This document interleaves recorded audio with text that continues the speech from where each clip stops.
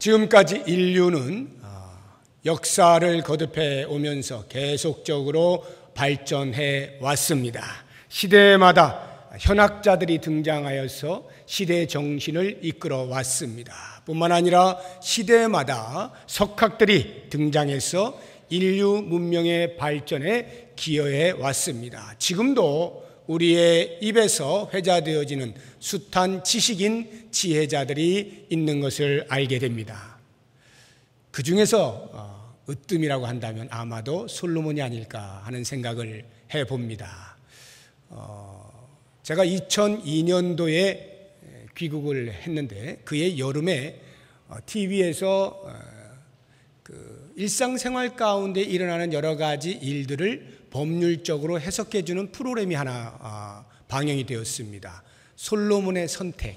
여러분도 아마 보신 분이 계실런지 모르겠습니다만 그 솔로몬의 선택이라고 하는 제목을 정한 이유가 무엇일까요? 가장 현명하고 지혜롭게 선택해 주겠다, 판단해 주겠다라고 하는 의미겠죠. 그리고는 그 현명함과 지혜의 대명사로서 솔로몬을 썼다라고 하는 말. 이 솔로몬의 선택이라는 것은 그만큼 역사 이래 솔로몬만한 지혜자가 없었다라고 하는 것을 우리에게 대변해 주고 있는 겁니다. 이것은 신자에게뿐만이 아니라 불신자에게까지도 모든 사람들이 동일하게 동의하고 있는 부분이라 할 수가 있겠습니다.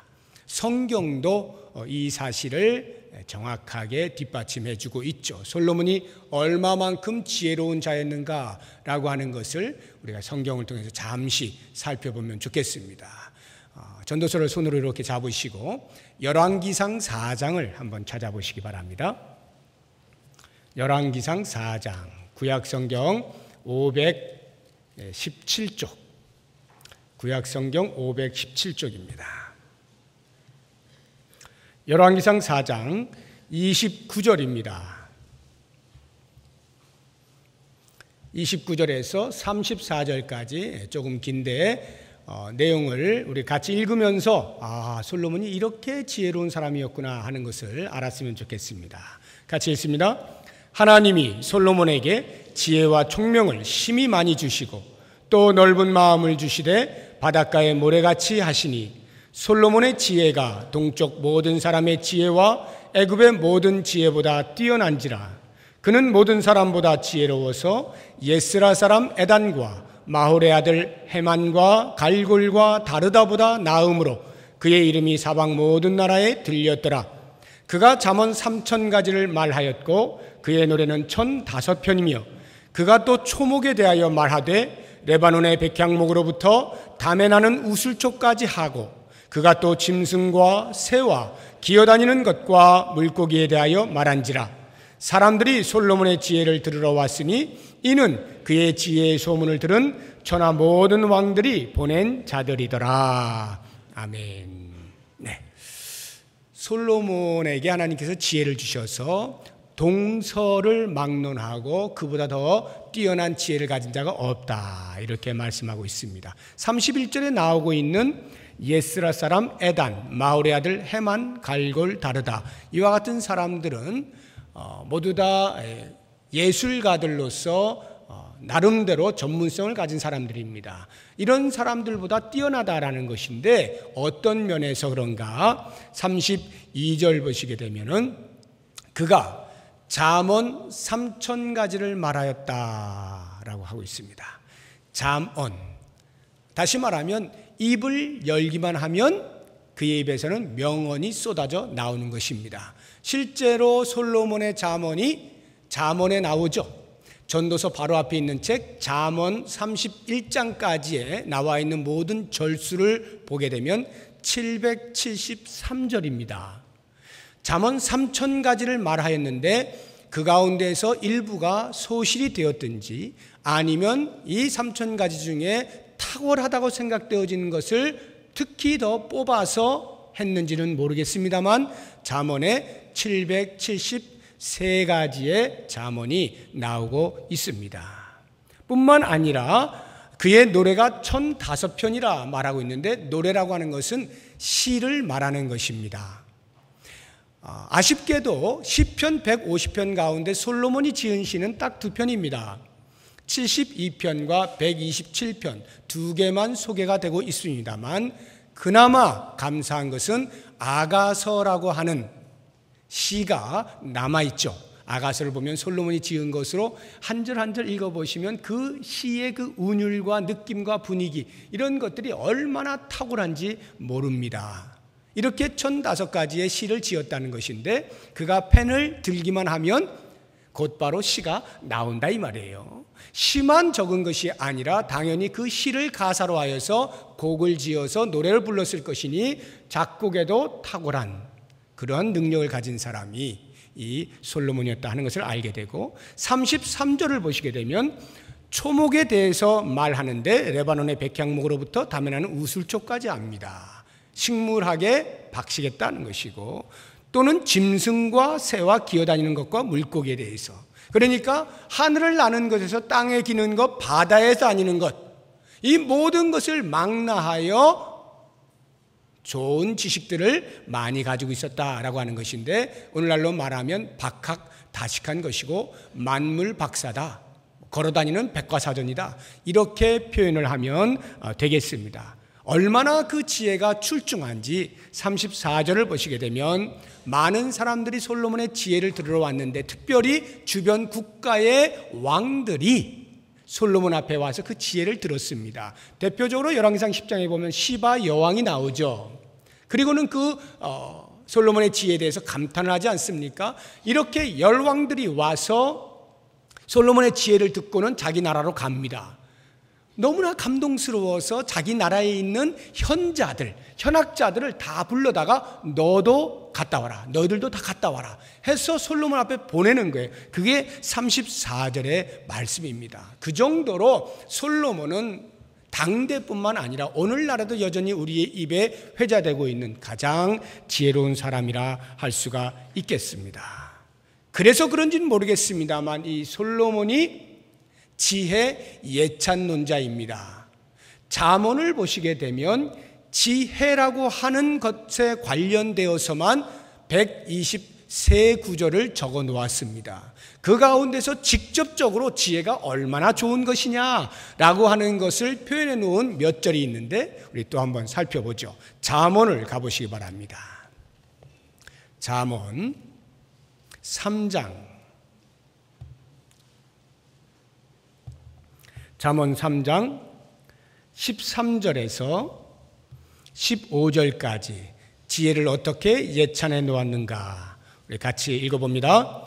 지혜를 얻은 자와 명철을 얻은 자는 복이 있나니, 이는 지혜를 얻는 것이 은을 얻는 것보다 낫고 그 이익이 정금보다 나음이니라. 지혜는 진주보다 귀하니 내가 사모하는 모든 것으로도 이에 비교할 수 없도다. 그의 오른손에는 장수가 있고. 15절까지 제가 읽자 그랬죠? 네, 15절까지입니다.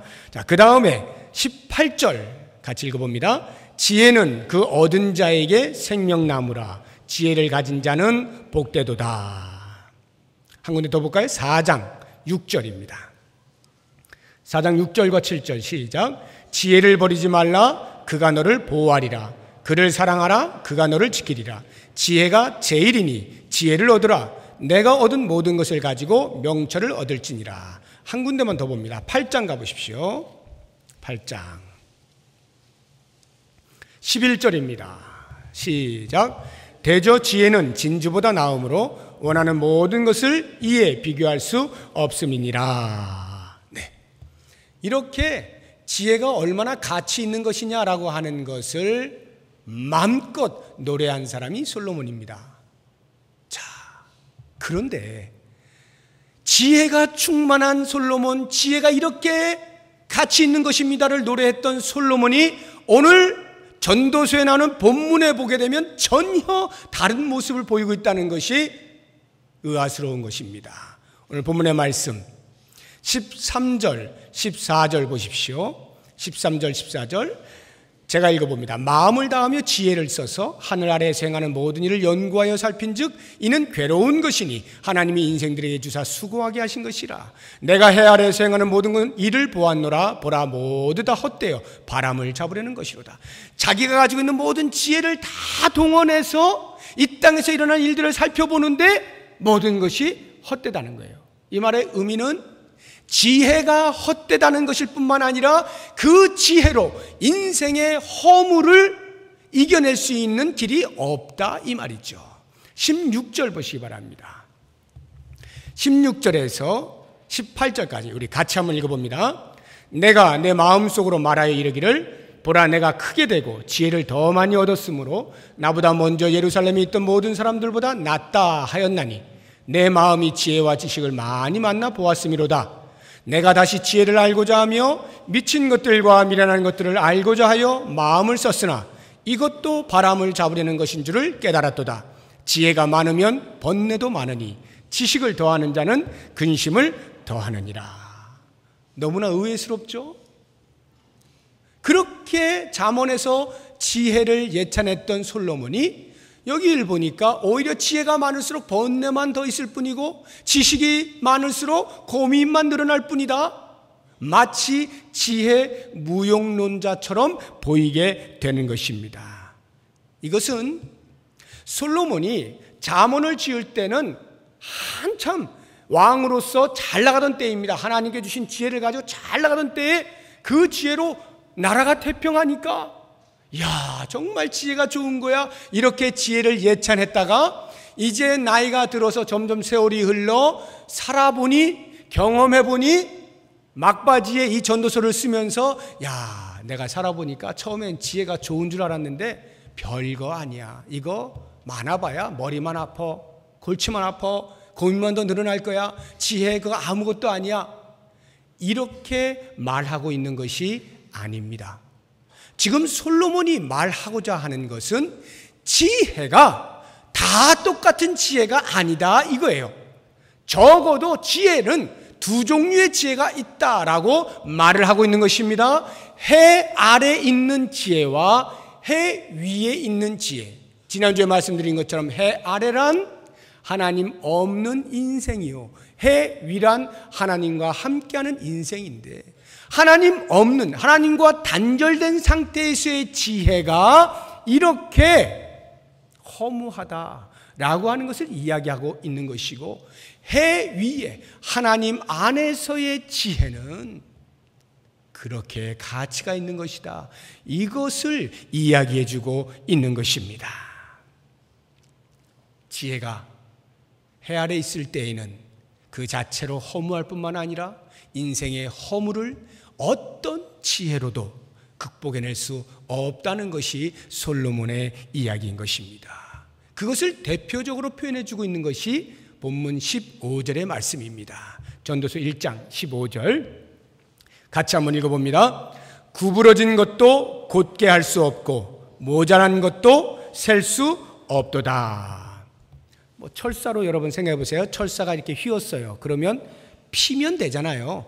곧게 하면 되죠.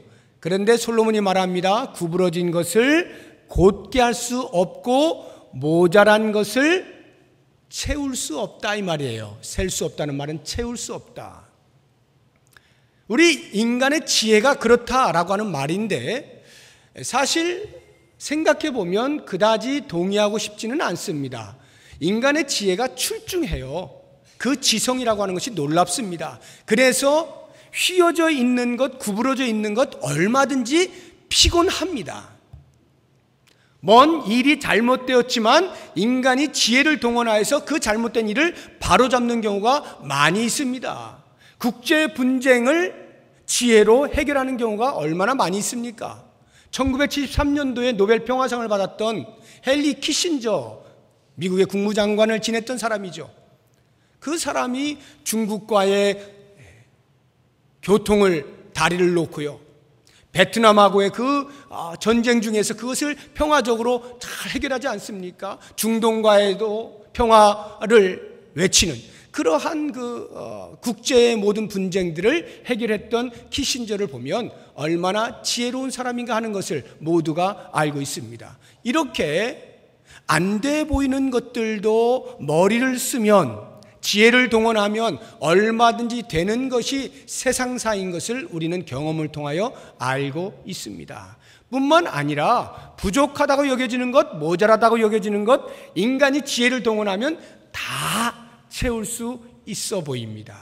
실제로 지혜를 통해서, 지성을 통해서 인류는 어마어마하게 발전을 해왔습니다. 전에는 상상할 수 없었던 일들이 지금 일어나고 있습니다. 그 이야기는 지금 상상할 수 없는 일이 얼마 안 있어서 곧 현실이 된다는 것을 뒷받침해주고 있는 것입니다. 로봇을 생각해 보세요. 로봇이 처음 나올 때에 그것만 해도 신기했지만 단순 작업을 산업 속에서 활용을 했습니다. 지금은요, 그 로봇이 지능을 가졌다 해서 지능 로봇이라 말을 합니다. 인간의 지능을 감지해요.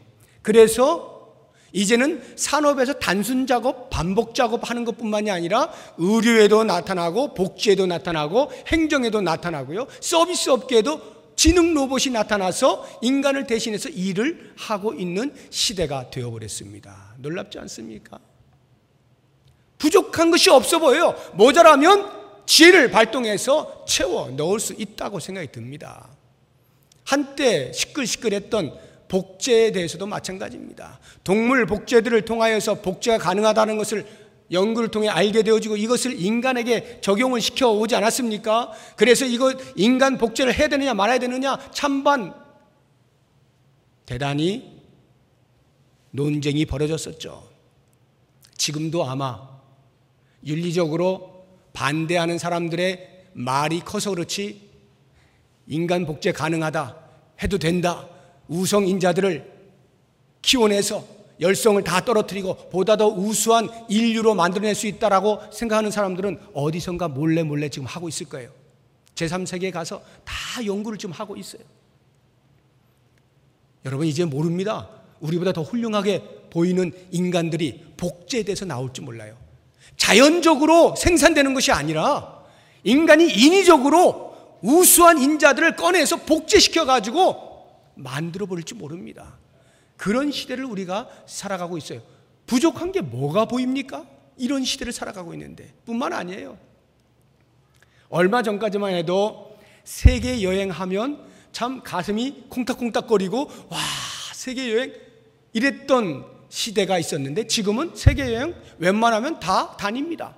돈 좀 있고 건강만 좀 하면 비행기 타고 슉 어디든지 가면 돼요.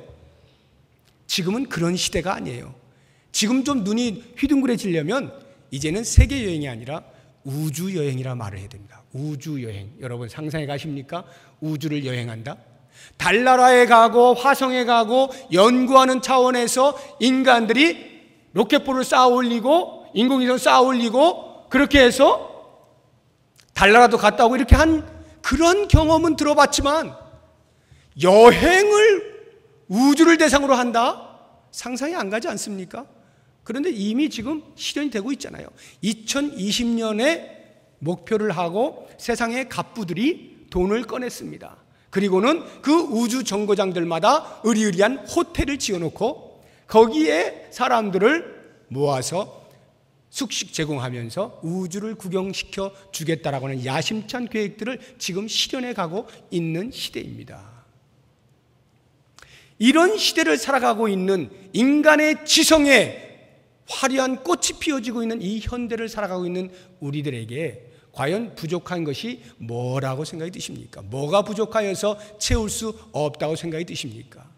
이 솔로몬이 왜 이런 말을 했을까요? 현대에 이렇게 발달하게 될 줄은 몰랐기 때문에 이런 말을 했을까요? 아니요, 그렇지 않습니다. 솔로몬이 말할 때 굽은 것을 곧게 하지 못한다고 할 때 이 굽은 것이 뭐냐? 모자란 것을 셀 수 없다고 말할 때 이 모자라는 것이 뭐냐라고 하는 것을 우리가 잘 알아야 됩니다. 이러한 인류의 어떤 과학적 발달의 부분을 말하고 있는 것이 아닙니다. 한번 생각해 보십시오. 정말로 인간의 지성이 이렇게 발달해서 못할 것이 없어 보이는데 그 단순한 진리를 찾지 못하잖아요. 눈앞에 다가와 있는 진리를 발견하지 못하잖아요. 내가 곧 길이요 진리요 생명이라 말씀하신 예수 그리스도가 이 땅에 오셨는데도 불구하고 그 백성들이 알아차리질 못하잖아요. 그렇게 똑똑한 사람들이 진리를 눈앞에 두고도 진리가 어디 있느냐고 딴 데 가서 헤매고 있는 것 아닙니까? 뿐만 아니라 그렇게 지혜로운 인간들이 하나님의 형상으로 지음받았기 때문에 그 마음속에 추구되어지는 영적인 세계에 대하여서 계속 붙잡으려고 노력하지만 이미 왜곡되어져 버린, 변질되어져 버린 인간의 이성으로 영적인 세계를 추구하니 바른 세계를 추구할 수가 없는 거죠. 그래서 끊임없이 그들이 추구하는 것이라고 하는 것은 휘어져 있는 영적인 세계, 그것에 대한 입증이 철학의 발달이고 종교의 탄생입니다. 철학과 종교들이 우리 인간들의 마음속에 내재되어 있는 영적인 세계에 대한 갈증을 해결해 주기 위하여 등장을 하였지만 그것들이 진정한 답이 되지 못하지 않습니까? 사도행전 17장에 보게 되면 사도 바울이 전도 여행을 다니는 가운데 그리스에 있는 아테네라고 하는 곳을 가게 되죠. 그곳에 도착하자마자 사도 바울의 마음에 화가 불끈 솟아올랐습니다. 무엇을 보았기 때문인데 그것은 곧 아테네에 있는 숱한 우상들로 인하여서 마음에 분이 생긴 겁니다. 여러분, 다른 도시가 아니라 아테네의 우상들이 우글우글거렸다라고 하는 것이 상식적으로 잘 이해가 안 되는 것이 정상입니다. 왜냐? 아테네는 그 당시에 가장 철학이 발달했던 도시예요. 현자들이 가장 많이 모여있던 곳이 아테네입니다. 세상의 진리를 추구하기 위해서, 영적인 세계를 발견하기 위해서 수없이 많은 현자들이 모여서 이렇고 저렇고를 이야기했습니다. 스토아 철학파들이, 에피쿠로스 학파들이 모여서 계속해서 대화를 나누고 진리를 추구한 곳이 아테네예요. 그런데 그와 동시에 또 한편에는 온 도시가 우상으로 우글거렸다, 종교가 발생했다 이 말입니다. 현학적으로 안 되니까 신비하게 한번 해보겠다라고 하는 것이죠. 이렇게 철학과 종교라고 하는 것은 같이 공존할 수 없는 것처럼 보이지만 실상은 영원한 하늘나라를 발견하지 못하는 인간의 내재되어진 영적 세계에 대한 추구를 위한 진자의 좌우와 같아요. 동전의 양면과도 같은 것이 철학과 종교인 것입니다.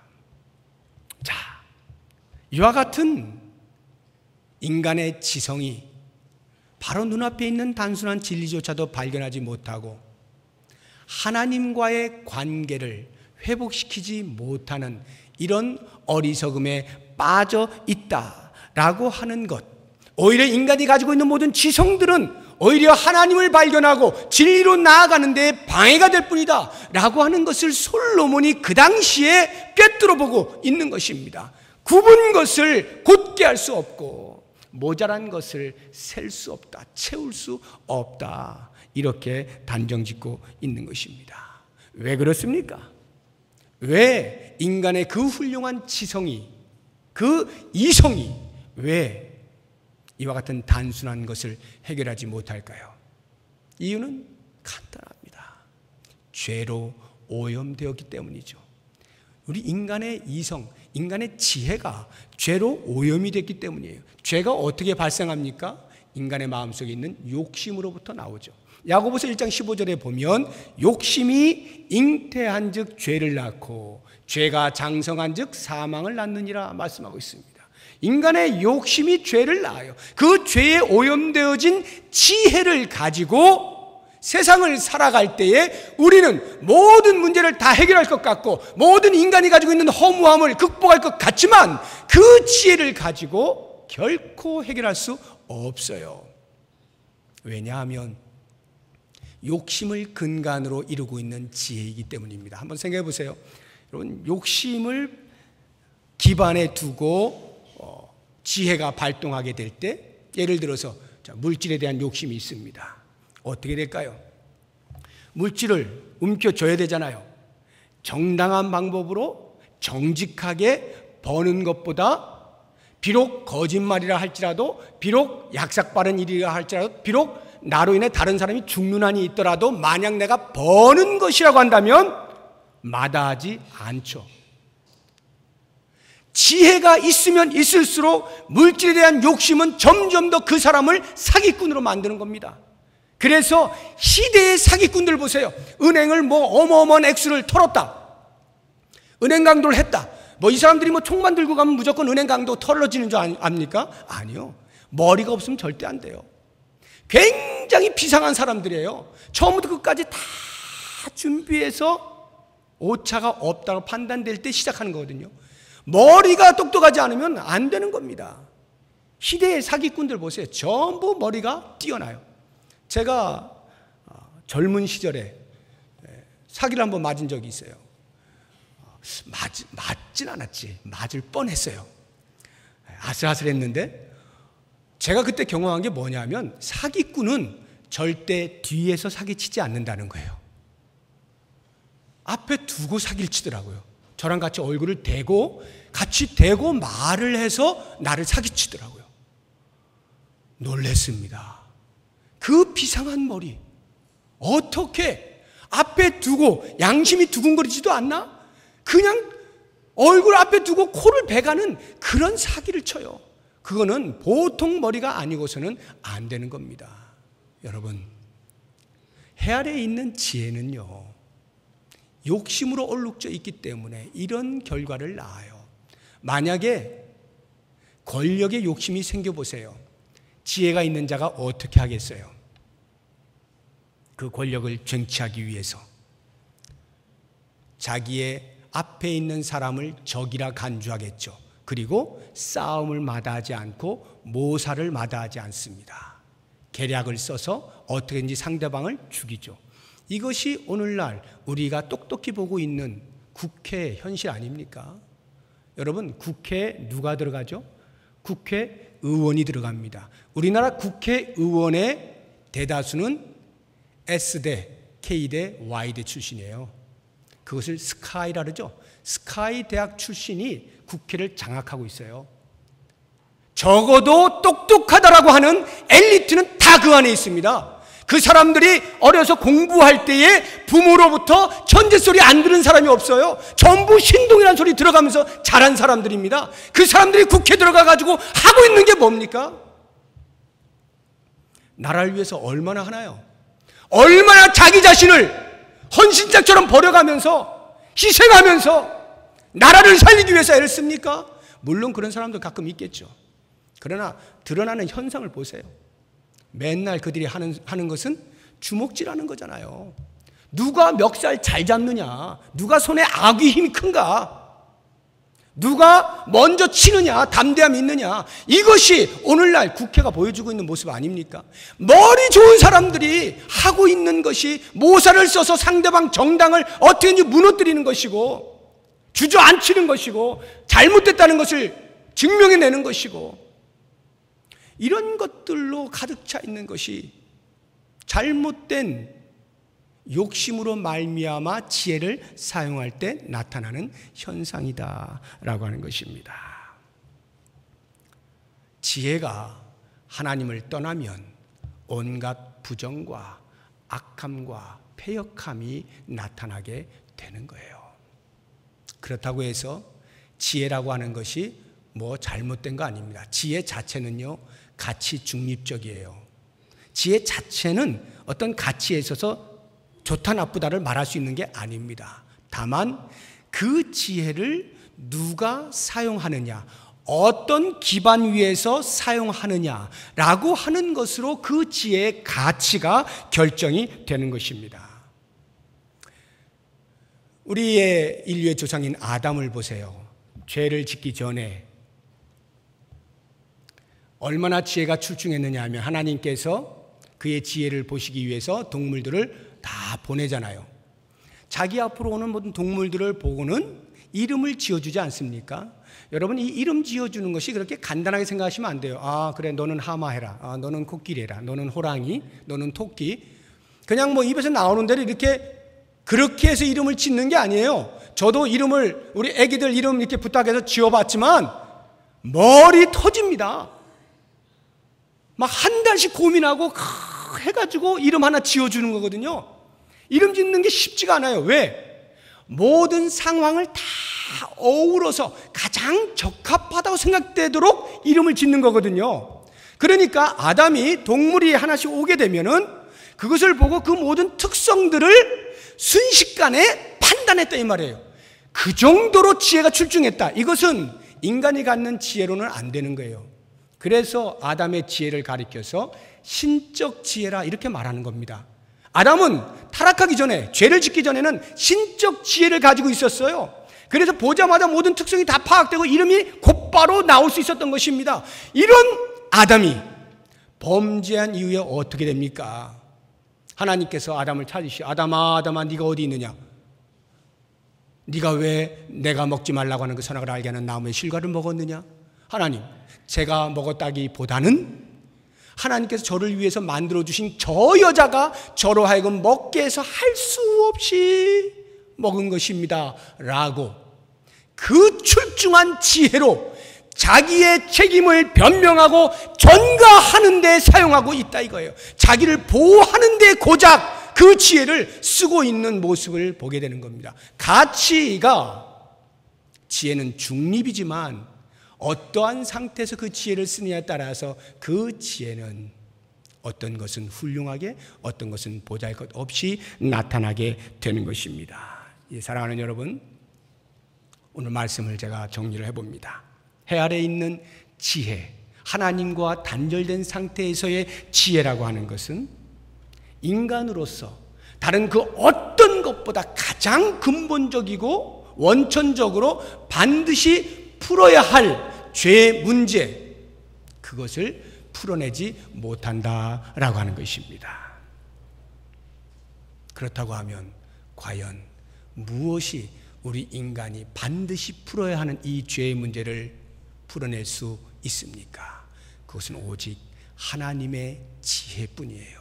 하나님의 지혜. 무엇이 하나님의 지혜입니까? 예수 그리스도가 하나님의 지혜입니다. 우리 같이 한번 찾아보죠. 고린도전서 1장입니다. 고린도전서 1장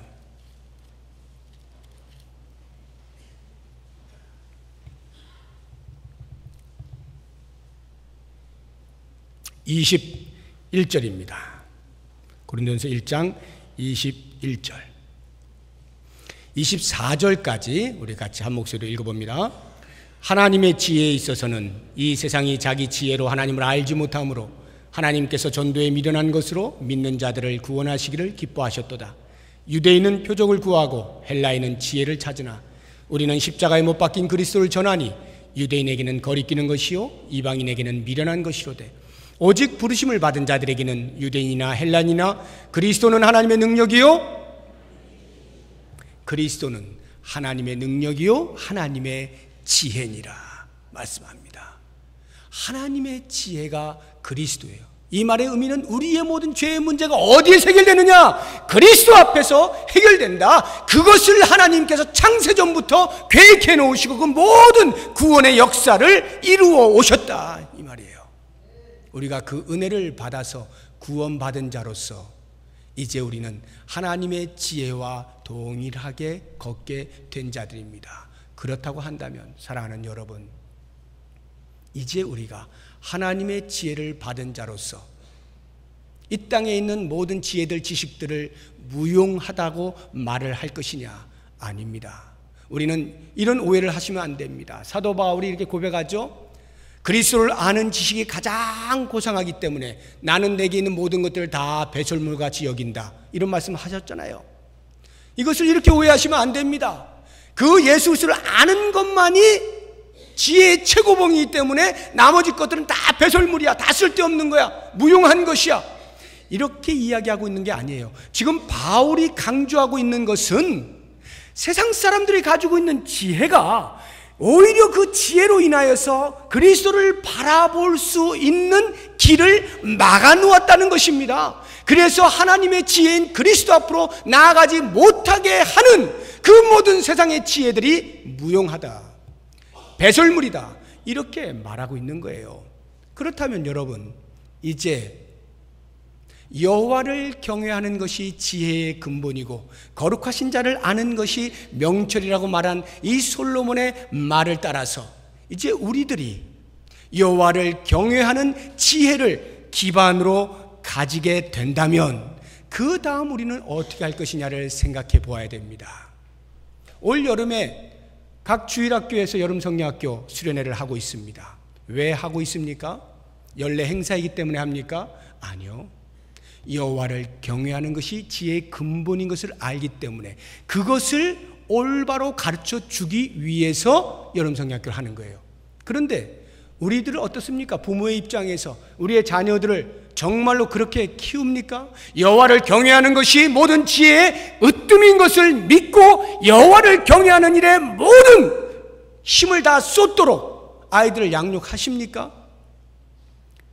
제가 보기에는 오히려 그것보다 교회는 주일에 한번 나가면 되는 것이고 그냥 한번 잠시 참석하고 학원 가고 부지런히 다니고, 학원 다니는데 혹시 학원이 주일날 하면은 교회 빼먹고 학원 가고, 교회는 뭐 언제든지 또 왔다 갔다 할 수 있으니까 이렇게 생각하지 않습니까? 세상의 지혜가 중요해서 그래서 서울대 갈 수 있도록 만들어주고 이것이 부모의 역할이라고 생각하지 않습니까?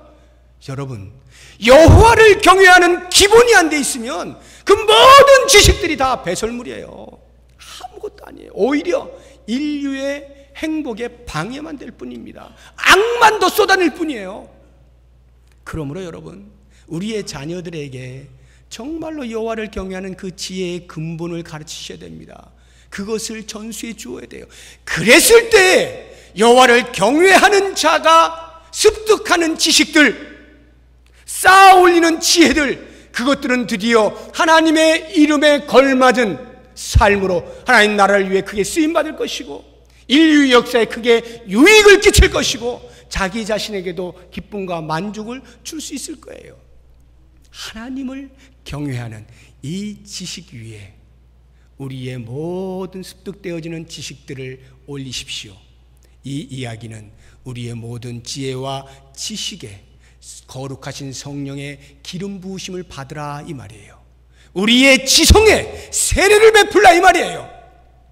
완전히 물에 빠져서 거듭난 지혜가 되어질 때, 지성이 되어질 때에 그것이 인류에 드디어 유익을 끼치게 되어지고 하나님께 영광을 돌리게 되어지는 겁니다. 모쪼록 사랑하는 성도 여러분, 이것이 우리의 자녀들에게만이 아니라 우리 자신의 삶에서도 오직 여호와를 경외하는 것이 지혜의 근본인 것을 다시 한번 고백하시고 그 일에 내 모든 힘을 쏟고 에너지를 쏟아서 하나님 나라와 이 땅에서 하나님이 원하시는 아름다운 삶, 사명을 잘 감당하시며 사시는 지혜자들이 되시기를 주의 이름으로 축복합니다.